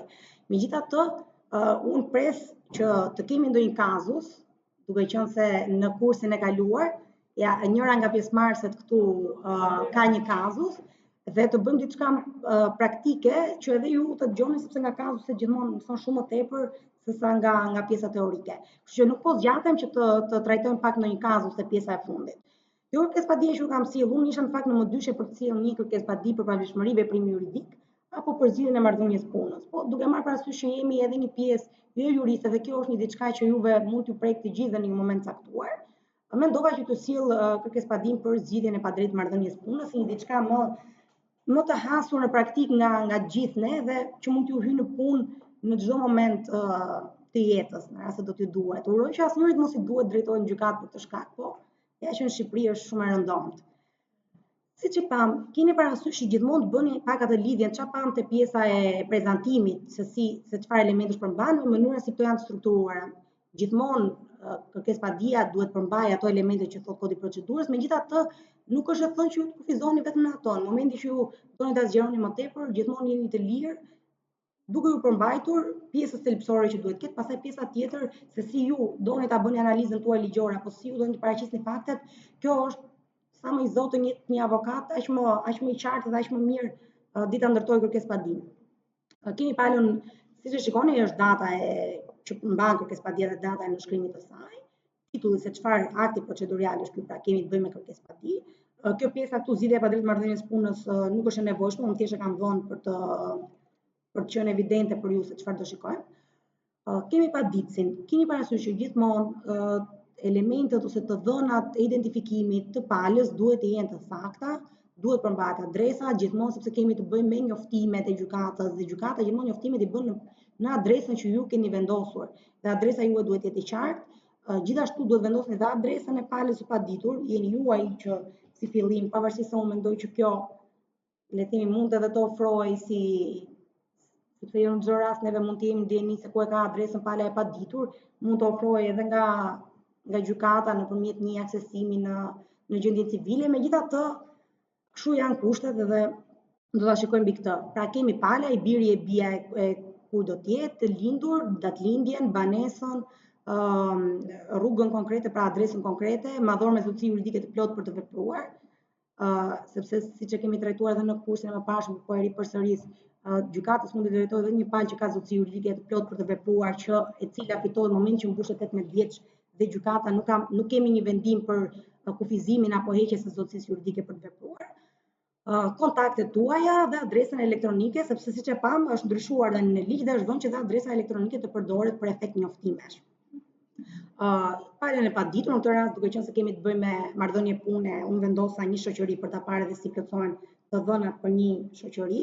Pra shoqëria X e krijuar dhe ekziston në bazë legjislacionit shqiptar, identifikuar nëpërmjet numrit unik NIP që ne njohim në përditshmëri, me selin do të vendosni adresën, përfaqësuar nga administratori, administratorja do të vendosni emrin e administratorës, nëse keni ID-n akoma më mirë, sa më shumë të dhënat keni akoma më mirë, por megjithatë apo dhe adresën e kontaktit të shoqërisë, që zakonisht kjo element praktik nëse ka një website dhe keni, po ju do ta keni domosdoshmërisht sepse mendohet që duhet këtë qenë pala një punonjës i kësaj shoqërie. Tani objekti. Siç thash, objekti është le të themi pjesa më e rëndësishme e kërkesëpadisë, sepse aty do të jenë gjitha kërkimet, pra çfarë ju i kërkoni gjykatës, çfarë ju pretendoni dhe çfarë vendimi pretendoni ju që të marrë gjykata në fund, sepse këtë funksion ka. Keni parasysh atë që ju thash, referuar dhe vendimit unifikues, që unë do t'ju kaloj, që objekti i padisë duhet të dalë nga e gjithë padia, pra gjykata nuk mund të kufizohet vetëm nga kjo pjesa e fillimit këtu, që thot objekti dhe është kjo. Kërkimet e objektit mund të dalë edhe në pjesën tjetër të padisë, dhe gjykata është detyruar që duke shqyrtuar gjithë padinë të kuptojë drejt se cilat janë të gjitha kërkimet e palës. Tani objekti, në këtë rast kemi të bëjmë një zgjidhje të padrejtë marrëdhënies punës. Do të jetë detyrimi i palës së paditur, në këtë rast punëdhënësi, të shpërblej dëmin e rrjedhur nga zgjidhja e menjëhershme e pajustifikuar dhe pa shkaqe të arsyeshme e kontratës së punës. Numër, protokolli dhe datë, normalisht të dhënat e kontratës së punës, i cili përbëhet nga si më poshtë, duke ju referuar kodit punës gjithmonë dhe duke ju referuar se çfarë nuk është zbatuar nga ana e punëdhënësit, pra nuk është zbatuar procedura, nuk është zbatuar afati i njoftimit, nuk ka pasur një shkak të arsyeshëm për zgjidhjen e kësaj kontrate, ju do të kërkoni dhe pagat sipas përcaktimeve konkrete që ka kodi i punës, sepse ai përcakton se sa ditë ose sa muaj mund të kërkohen për çdo shkelje të punëdhënësit. Pra, pagën e 12 muajve si pasojë e zgjidhjes së kontratës punës me efekt të menjëhershëm, ku kemi të bëjmë me shkaqe të paarsyeshme. Pagën e periudhës së njoftimit paraprak, që është në aq muaj sa do duhet të ishte njoftimi. Pra, nëse ju keni ndetur mbi 5 vite në një punë, njoftimi duhet të kishte qenë 3 muaj. Nëse ju keni ndetur një vit, atëherë duhet kishte qenë 1 muaj. Nëse ju keni ndetur 6 muaj, atëherë 2 javë. Në varësi të sa kohë keni ju që punoni në ambientin konkret, në punëdhënësin konkret. shpërblimin nga mosbatimi i procedurës së zgjidhjes së kontratës në masën e 2 muajve, pra mosbatimi i procedurës kemi thënë që procedura e zgjidhjes së kontratës punës është ftesa në takime punëmarrësit, punëmarrësi ftohet në takim, i thuhen të gjitha shkaqet për cilën punëdhënësi po mendon të zgjidhë kontratën e punës, i lihet mundësi që ai të jap kundërargumentet, i lihet mundësi që ai të paraqesë prova për të vërtetuar që jo, unë nuk e kam bërë këtë shkelje, në rast se shkaku do të jetë një shkelje e caktuar. Pas përfundimit të takimit duhet i dërgohet vendimi brenda një afati nga 48 orë deri në 1 javë pas zhvillimit të takimit. Vendimi duhet i njoftohet palës. Domethënë e gjithë procedura që parashikon kodi i punës që duhet zbatohet në rast se kur ne duam të bëjmë një zgjidhje bazuar në dispozitat ligjore. Pra jo zgjidhje siç i bëjnë përgjithsisht në Shqipëri, që thjesht thirret në zyrë, i thuhet që je i pushuar dhe përfundon marrëdhënia e punës. Një gjë interesante për marrëdhëniet e punës është që gjykatat vitet e fundit sidomos ka një përqindje shumë të lartë të fitimit të çështjeve nga ana e punëmarrësve dhe edhe punëdhënësit nga ana tjetër janë bërë paksa më, le të themi, disi më të kujdesshëm në zbatimin e këtyre procedurave, megjithatë edhe punëmarrësit janë bërë paksa më të informuar dhe i drejtohen gjykatës shpesh herë për raste të tilla.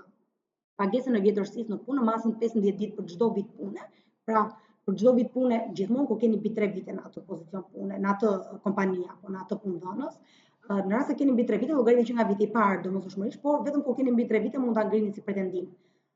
Pagesën e lejes vjetore të papaguar në masën e 1 muaji në rastin se ajo nuk është konsumuar, sepse përgjithsisht këto të kalojnë edhe pagën e fundit bashkë me pjesën e lejes së pashfrytzuar. Dhe shpenzimet gjyqësore, të cilat do t'i ngarkohen palës së paditur gjithmonë.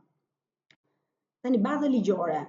Kur ju jeni jurist, gjithmonë duhet jeni të saktë baza ligjore, sepse siç thash, gjykata nuk është domosdoshmërisht e detyruar që t'i referohet bazës tuaj ligjore, por ju i jepni fillimin gjykatës, ju i tregoni gjykatës që po, ky është pretendimi im dhe këtu do të referohesh ti për pretendimin tim. Pra në këto dispozita jam referuar për ta ndërtuar këtë, edhe gjykata kur e shikon të drejtë, le të themi, zbatimin e bazës ligjore, e ka dhe më të qartë dhe më të kuptueshme se çfarë ju po kërkoni. Kemi nenet e kodit punës, duke filluar nga neni 140 fillojnë nenet për zgjidhjen e marrëdhënies apo përfundimin e marrëdhënies punës. Të drejta?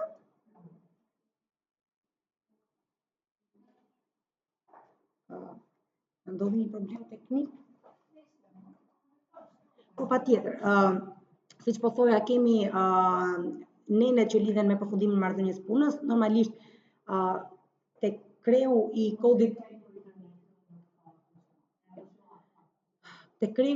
punës, unë kam shumë bezdi kur vendosen në kërkesë paditje dhe nuk jam fare dakord që vendoset neni kaq devijues.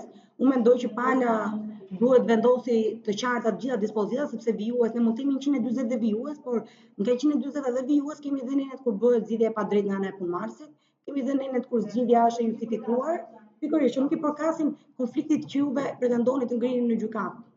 Nenet e kodit procedurës civile që lidhen me përmbajtjen e kërkesë padisë, që lidhen me të drejtën e palës për të drejtuar gjykatës, si aksesohet gjykata dhe gjitha këto me radhë. Normalisht kur kemi konflikte që kanë një farë kompleksiteti paksa më të gjerë se marrëdhënia e punës në tërësi është dhe kërkesë padija është e thjeshtë sepse ka vetëm kodin e punës si referencë dhe kodin e procedurës. Kur kemi marrëdhënie që kanë të bëjnë sidomos me drejtën civile, me drejtën e pronësisë, mund kemi shumë nene, kur kemi nene në lidhje për shembull me pavlefshmërinë e një veprimi juridik. Shkaku i pavlefshmërisë, kemi pavlefshmërinë absolute, pavlefshmërinë relative. Domethënë të gjitha këto ju duhet ti parashikoni në kërkesë paditë, duhet i listoni dispozitat ligjore që dhe gjykata të kuptojë ky paditës është referuar këtu për të mbrojtur drejtën e tij. Dhe gjykata e kupton mbas edhe nëse ju nuk keni qenë shumë i qartë në mënyrën se si e keni ndërtuar. Normalisht gjykatën para të cilit do paraqitet kërkesë paditës, që tha më lart duke ju referuar kompetencës lëndore dhe toksore. Gjithmonë kompetenca lëndore e kemi disi më të qartë, megjithatë në lidhje me pjesën e kompetencës ka pasur disa problematika, sidomos në lidhje me çështjet e kthimit kompensimit pronave, duke qenë se një farë periudhe mendoj që mund të drejtohesh në gjykatë administrative për këto AMTP-t, pastaj gjykatë civile, domethënë u bë një problematik në praktikë kjo. Pikërisht. Por që, problemi ishte që individët, le të themi, u kthehej padija, pavarësisht se në ato të tyre ishin të qartë. Të gjykohen çështje pronësie, pikërisht. ngjarje shqiptare. Atëherë gjykata në vetë gjyqësor këtu duke përcaktuar qartë kompetencën ligjore toksore do të vendosni gjykata rreth gjyqësor Durrës, Tiranë, tani kemi tani shumë e drejtë në fakt sepse këto janë pak gratë të vjetra, edhe emërtimet kanë ndryshuar, janë gjykata e judicionit të përgjithshëm, shkalla Durrës. Duke ju referuar atyre rregullave të pjesës për kompetencës toksore që unë kam listuar, dhe do të vendosni gjykatën konkrete që i referohet, në cilën duhet gjykohet çështja juaj. Drejtoni e nderuar gjykata, apo i nderuar zoti gjyqtar, apo pikërisht. Fillimisht do të paraqisni rrethanat e faktit. Tani kjo është një pjesë shumë e rëndësishme. Më thoni. E çështjes, po. Fakti është një fakt i vetëm, po. Shumë e drejtë. Rrethanat e çështjes. Në fillim juve normalisht mund edhe të bëni një parashtrim të kompetencës apo që kjo gjykatë për këtë arsye është në kompetencën e gjykatës Durrës. Megjithatë kjo nuk është e nevojshme sepse siç tham kodi i procedurës kërkon nga pala që të jetë i qartë në këto element, porse një avokat le të themi një farë standardi e bën paksa sepse po shikoni zyrat e mëdha ligjore bëjnë kërkesë padi nga 20 faqe për të pikërisht. Megjithatë unë si këshill nga shumë gjyqtarë që i kam pasur dhe pedagog ka qenë që kërkesë padia duhet të jetë sa më precize. Askush gjyqtar nuk ka kohë të lexojë 20 faqe në rast se nuk është e nevojshme, se okay, mund kemi të bëjmë një çështje që prap unë mendoj që sa shkurtimisht, konciz, por të qartë në atë gjën që ju kërkoni.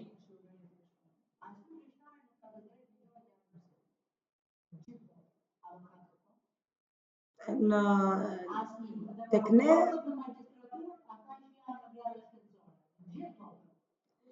tek ne ligji nuk e ndalon këto, përveç aktivitetit mosindhënies se ka. Unë mendoj që nuk ka ndonjë mendoj që nuk ka pse të ketë ndonjë problematikë që gjyqtari të japi mësim, sepse sa kohë ai nuk futet në pjesën e çështjeve të tij konkrete që mund të ketë.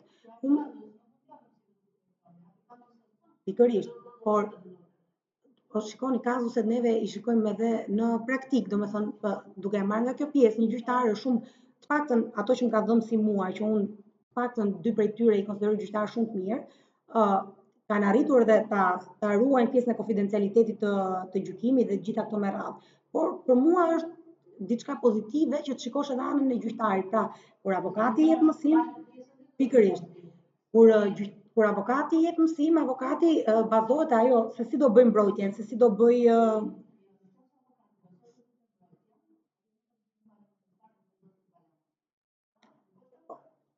Dakor, po kur janë në rolin lektorit, përgjithsisht në këtë lloj forme ta trajtojnë. Kurse gjyqtari në gjykimin tim e ka disi më pikërisht, bën balancën e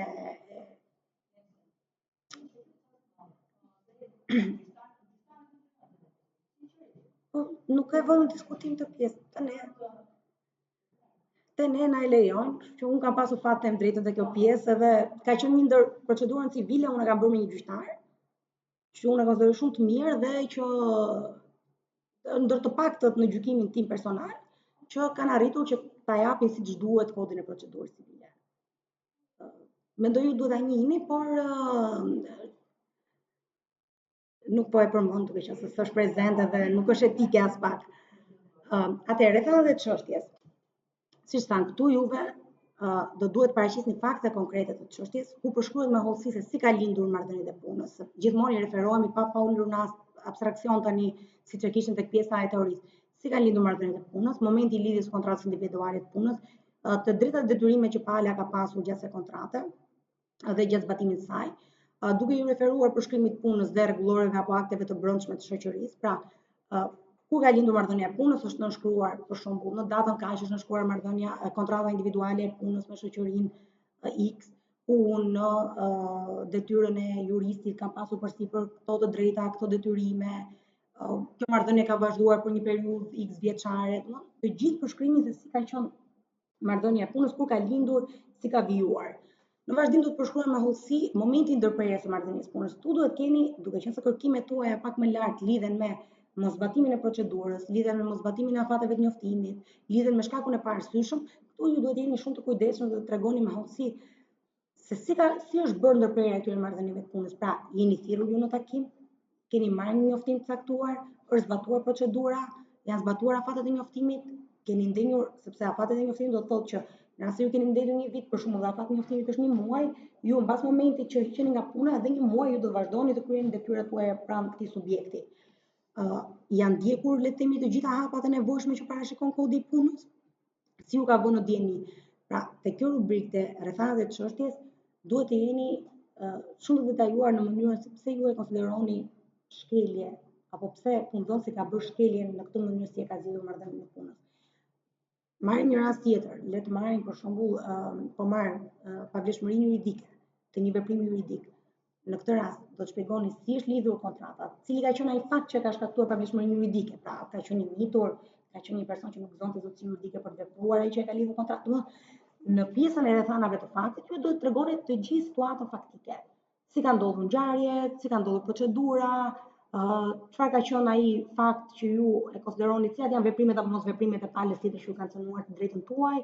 Pra, do të shpjegoni të gjithë situatën, normalisht të përmbledhur, pra nuk është nevoja të shkruajmë çdo detaj i cili nuk ka base vlerë nga ana ligjore, sepse të gjitha rrethanat e faktit ju pastaj do të bëni dhe përputhshmërinë tek pjesa e argumentimit ligjor, përputhshmërinë me dispozitat konkrete të ligjit të cilët ju merrni si të aplikueshëm në këtë rast.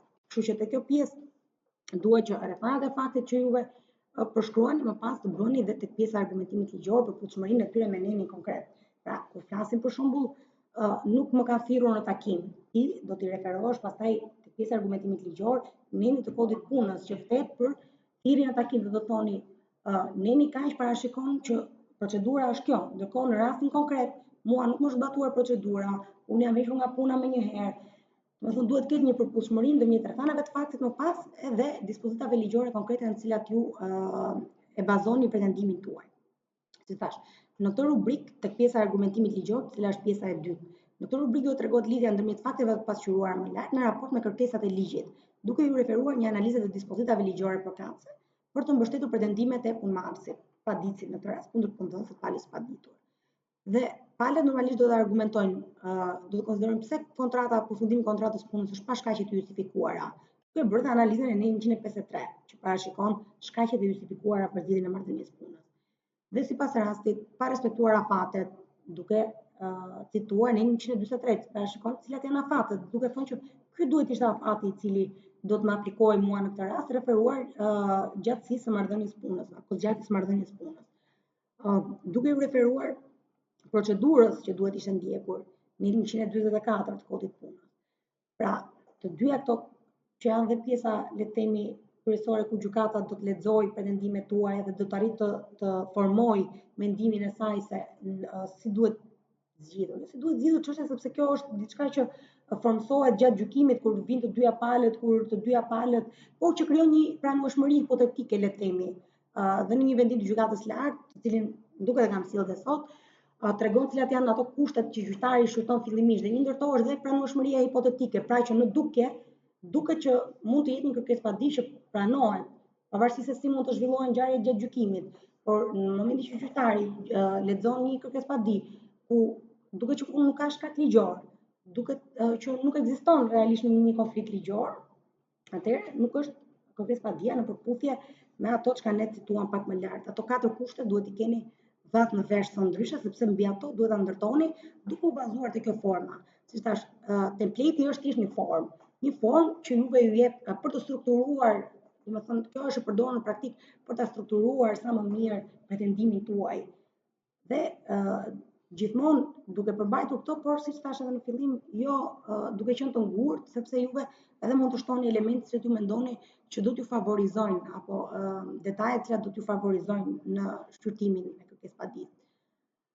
Pasi kemi bërë pjesën e rrethanave të çështjes, kemi shpjeguar qartësisht rrethanat e çështjes, ku ka dalë qartë cila është marrëdhënia juridike e cënuar, cilat kanë qenë veprimet dhe mosveprimet e palës tjetër që i kanë cënuar, ku parashikohet në legjislacion ku parashikon në legjislacion që mua kjo e drejtë më është cënuar, si e parashikon ligji që duhet të jetë procedura, flasim në rastin konkret për marrëdhënien e punës.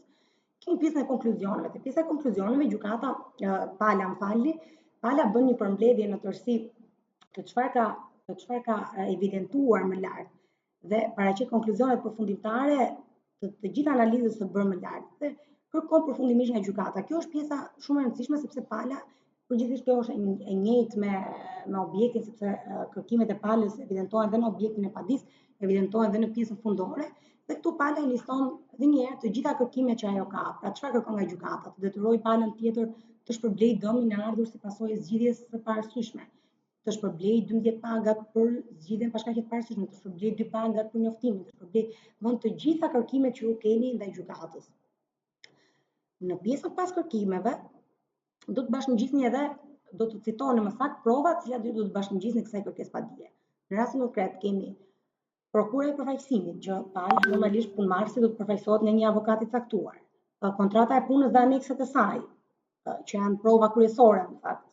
Në rast se ka pasur le të themi njoftime apo akte të tjera që janë dhënë apo vërejtje që pala ka marrë gjatë punës, të gjitha këto do të paraqiten si prova. Ekstrakti për shoqërinë normalisht të punëdhënësit, prova të tjera referuar rastit konkret, si do shikoni këto pjesa e masave disiplinore, e vërejtjeve që mund të ketë marrë pala gjatë kohës, këto mund të jenë argumenta më shumë që do të përdoren nga ana deklarata e mbrojtjes nga ana e punëdhënësit, sepse ai do vërtetojë që unë kam zbatuar procedurën, i kam dërguar aktet, kam bërë njoftime dhe gjitha këto me radhë. Dhe tek pjesa e fundit kemi pala e cila e nënshkruan kërkesë padin, që është pala paditse, dhe normalisht kur kemi përfaqësuar duhet citohet përfaqësuar me prokurë nga avokati apo personi i tretë që e përfaqëson atë në gjykim.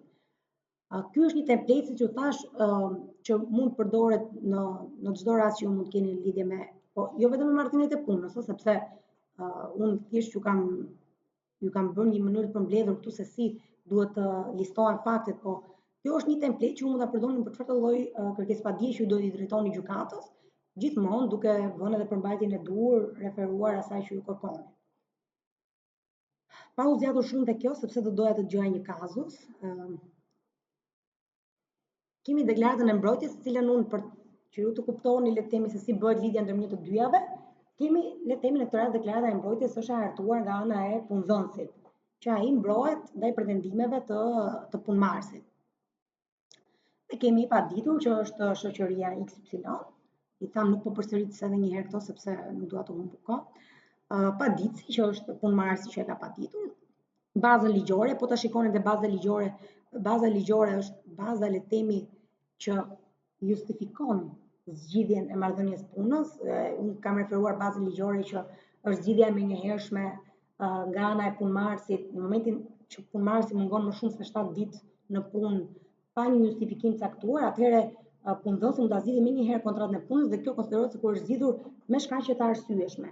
Më thënë gjithë baza ligjore që lidhet me detyrimet e punëdhënësit, nenët nga neni 22 deri te 31 janë detyrimet që kam falni punëmarrësi në punë, që në një moment më poshtë do të thuhet që këto detyrime janë shkelur dhe cilat detyrime janë shkelur, pse ka ardhur përfundimi i marrëdhënies punës. Normalisht nenët e kodit procedurës që i referohen kundër kësaj deklaratës së mbrojtjes dhe përmbajtjes së saj, gjykata do të jetë e njëjta gjykatë në cilën ka paraqitur paditsi. Siç e dini, përgjithsisht kur kemi le të themi kundërshtime në lidhje me kompetencën e një gjykate, të gjitha kundërshtimet apo të gjitha mosmarrveshjet që lidhen me kompetencën apo me jurisdiksionin shqyrtohen nga gjykata e lartë.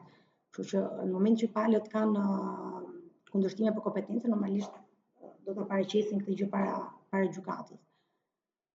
Dhe këtu kemi rrethanat e faktit. Në këtë rubrik keni parasysh që duhet paraqiten fakte konkrete për të kundërshtuar në këtë rast pretendimet e ngritura në kërkesë padijë. Do të përshkruan me hollësi si kanë lindur marrëdhëniet e punës, normalisht të gjithë një përshkrim pikërisht. Po, thjesht para kjo nga ana e punëdhënësit. Në vazhdim do përshkruan me hollësi shkaqet e arsyeshme që kanë sjellë këtë vendimarrje. Procedura e ndjekur për ndërprerjen e marrëdhënies punës, mënyra e komunikimit të vendimit dhe se si është komunikuar apo zbatuar afati i njoftimit. Pra në pjesën e rrethanave të faktit, punëdhënësi do duhet të shpjegojë që çfarë procedure ka ndjekur ai, pse kjo marrëdhënie pune është ndërprerë me shkaqe të arsyeshme, pra do shpjegoj shkeljet që mund të ketë bërë punëmarrësi, mund shpjegoj vërejtjet që janë dhënë më parë punëmarrësit, se te kursi i kaluar ku kemi trajtuar marrëdhëniet e punës kemi thënë që përgjithsisht vërejtjet apo masa disiplinore ka një formë të përshkallëzuar, duke nisur që nga vërejtja me shkrim, pezullimi nga puna, apo dhe vërejtja me paralajmërim për përfundimin e marrëdhënies punës, dhe në momentin që një punëdhënës i ka të gjitha këto sipas radhës, ka akoma më të fortë le të themi argumentin e tij për treguar që shiko se ky punëmarrës nuk ka performuar dhe nuk ka zbatuar të drejtën detyrimi që ka marrë përsipër në kontratën e punës. Pra, rrethana e çështjes tek deklarata e mbrojtjes duhet jenë të tilla që të kundërshtojnë ato të paraqitura në kërkesëpadi. Kemi argumentimi ligjor, falni vetëm një sekond.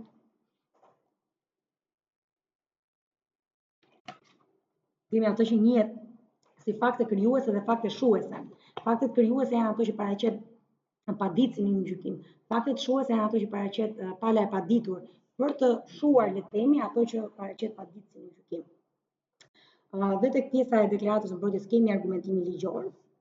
Siç thash, gjithmonë shërtojeni duke pasur parasysh, duke pasur përpara kërkesëpadin që ju është paraqitur, nëse ju jeni një jurist, një kompani apo një avokat, duke pasur përpara kërkesëpadin dhe duhen marrë një nga një të gjitha pretendimet e ngritura në kërkesëpadi, duhet që në deklaratën e mbrojtjes paraqiten fakte shuese në lidhje me ato pretendime, sepse këto pretendime nuk qëndrojnë.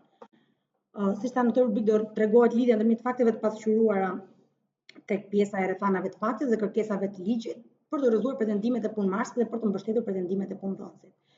Në këtë rubrikë pala e paditur, duhet të argumentojë se përse konsideron përfundimin e marrëdhënies punës të jetë bërë për shkaqe të arsyeshme, duke i referuar dispozitave që justifikojnë le të themi një zgjidhje të marrëdhënies punës, siç është në 153, në 143, në 144, ku ai do të tregojë që po neni le të themi 143 që parashikon afatet e njoftimit, parashikon që afati është një muaj.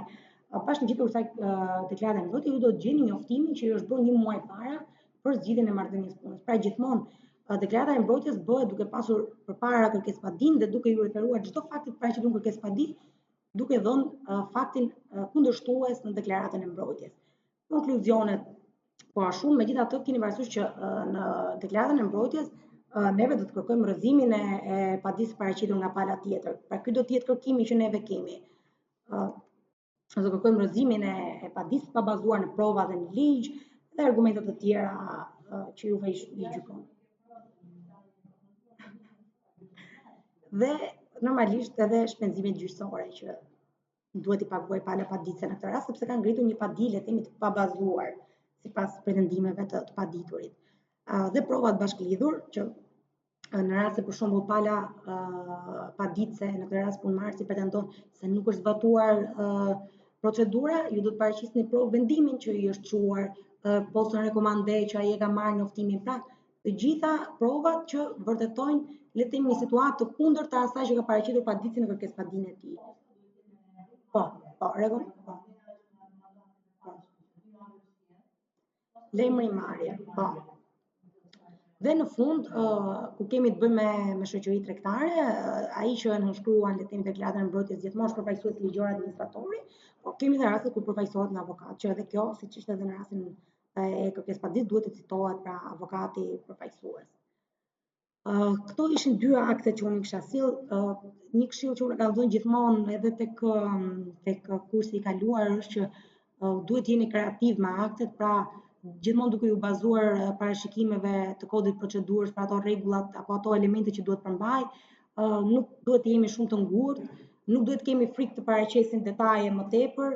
Këto që unë po ju jap janë thjesht si formate që ti keni në çdo rast, sepse ndër personat që ndjekin kursin mund të ketë dhe student që nuk e kanë parë mbas asnjëherë se si duket një kërkesëpadi, qoftë edhe në dukje për ta njohur, edhe nëse do i duhet të bëj një nuk dia si t'ia nisi nga do detyrohet do bëj atë që kemi bërë gjithë duke kërkuar në internet kërkesëpadi model, por që unë nuk kam sill gjithashtu edhe dy vendime shumë të rëndësishme që lidhen me padin, me kërkesëpadin, që është vendimi unifikues numër 5 i vitit 2012, 30/10/2012, që bën këtë diferencën shumë të mirë të kuptimit material dhe kuptimit procedural të padisë, dhe vendimi numër 3 të vitit 2012, që është me lidhje me shkakun dhe objektin e padisë, se ku diferencojnë këto të dyja, sepse duhet pasur shumë e qartë kjo që kërkesëpadia juaj të arrijë qëllimin që ju dëshironi në fund, pra të pranohet edhe të detyrohet pala tjetër apo të bëhet njohja çfarë lloj qoftë ajo që ju kërkoni. Unë do kisha dëshirë të dëgjonin një kazus në fakt. Po, njëra nga... Jo, absolutisht.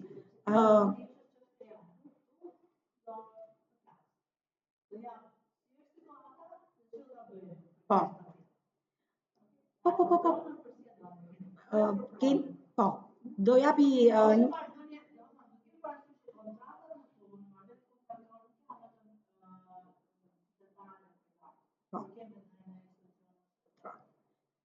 Po janë pak problematike institucionet shtetërore, se ato që kanë statusin e nënpunësit, pastaj është tjetër.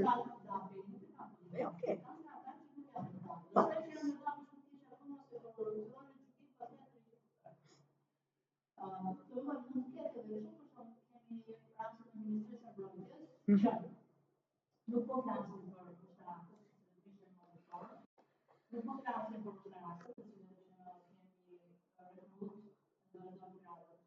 Më fali, dëgjoni, sepse po flet njëra nga pjesëmarrësit tu, po na jep një kazus shumë të bukur, po nuk e di, dëgjohet nga ju apo ta afroj pak? Dëgjohet. Dëgjoni? Okej, shumë mirë. Jo shumë qartë, ja se afroj.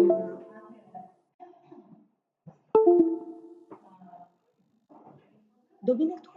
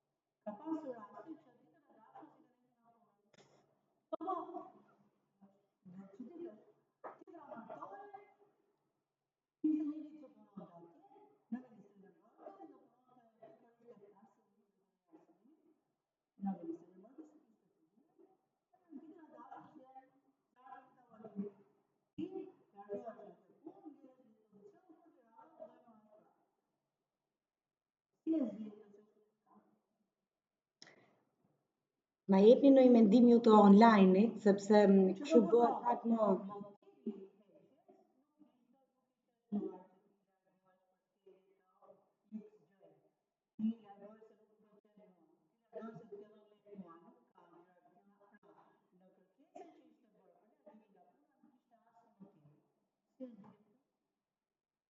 Një pyetje, kontrata ishte me afat apo pa afat? Apo ishte shtetërore, ishte Ministri i Mbrojtjes, ndjes. Ndjes.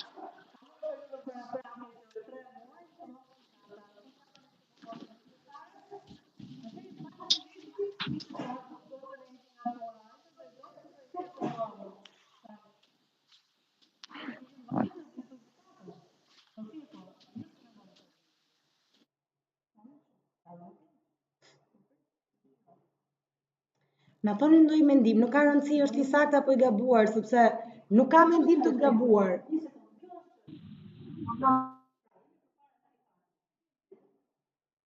Po presim të dëgjojmë ndonjë mendim. Ju dojnë vendimin që ka dhënë gjykata? Jo, si mendoni ju çfarë pretendimesh do ngrihen në gjykatë nga vajza? Pretendimesh do ngrihen në gjykatë. Po, çfarë pretendimesh do ngrihen? Zgjidhje pa drejtë e kontratës së punës, 11 rroga. Nuk e di detajet e tjera tani, ishte paguar leja, si ishte paguar, po në shtetë besoj se ishte paguar.